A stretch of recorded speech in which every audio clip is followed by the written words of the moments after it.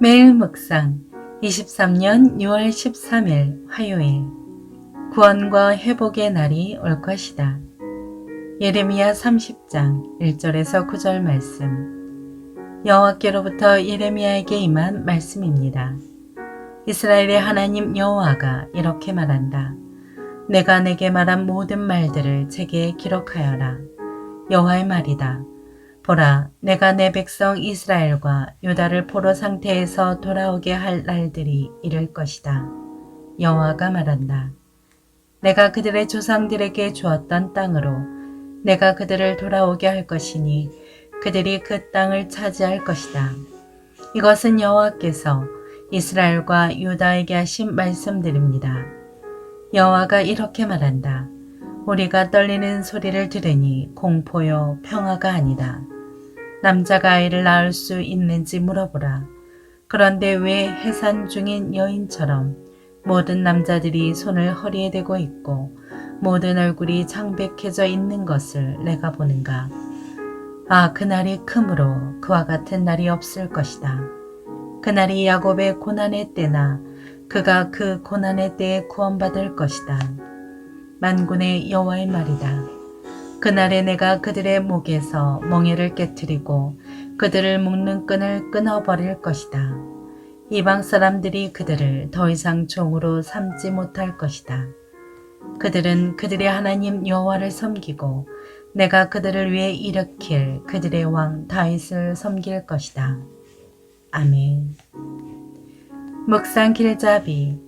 죄로 인한 징계의 시간이 다 지나면 공의의 하나님이 이루시는 구원과 회복을 경험하게 된다는 사실을 알게 합니다. 예레미야 30장 2절의 책에 해당하는 히브리어 세페르는 문서로 된 자료를 가리키는 일반적인 용어입니다. 그것은 양피지나 파피루스를 재료로 하여 만들어진 두루마리 책을 가리킵니다. 바르게 자란 자녀는 자기 잘못으로 인해 부모에게 혼날 때 반발하지 않습니다. 꾸짖어도 사랑의 일부임을 알기 때문입니다. 이스라엘 백성은 징계와 회복의 과정을 통해 하나님의 공의와 사랑을 깨달았습니다. 첫째, 회복의 약속. 이스라엘 백성은 하나님을 배신한 죄로 바벨론의 포로가 되는 징계를 받았습니다. 그러나 하나님은 이스라엘이 충분히 벌을 받은 후 회복될 것을 약속하셨고 그 약속을 책에 기록하게 하셨습니다. 이스라엘 백성은 약속의 땅으로 돌아올 것이며 하나님은 그 땅을 다시 그들에게 주실 것입니다. 둘째, 주어지는 평안. 징계 가운데 이스라엘 백성은 두려움과 절망을 경험하게 되었습니다. 그것은 하나님과 영적으로 단절된 결과입니다. 하나님은 그런 그들에게 환난의 때가 지난 후 두려움이 평안으로 바뀔 것을 말씀하셨습니다. 하나님의 은혜와 사랑으로 회복된 백성이 경험하게 되는 것은 완전한 평안입니다. 셋째, 하나님의 통치. 이스라엘 백성은 바벨론의 압제에서 완전히 벗어나게 될 것입니다. 하나님의 통치와 다윗의 통치 아래 기뻐하게 될 것입니다. 이는 하나님과 이스라엘 백성의 관계가 회복된다는 의미입니다. 하나님의 백성은 하나님의 공의로운 다스리심 아래에서만 진정한 행복과 기쁨을 누리며 살 수 있습니다. 거룩하신 하나님은 그분의 백성이 저지른 죄악을 그냥 눈감아 주실 수 없습니다.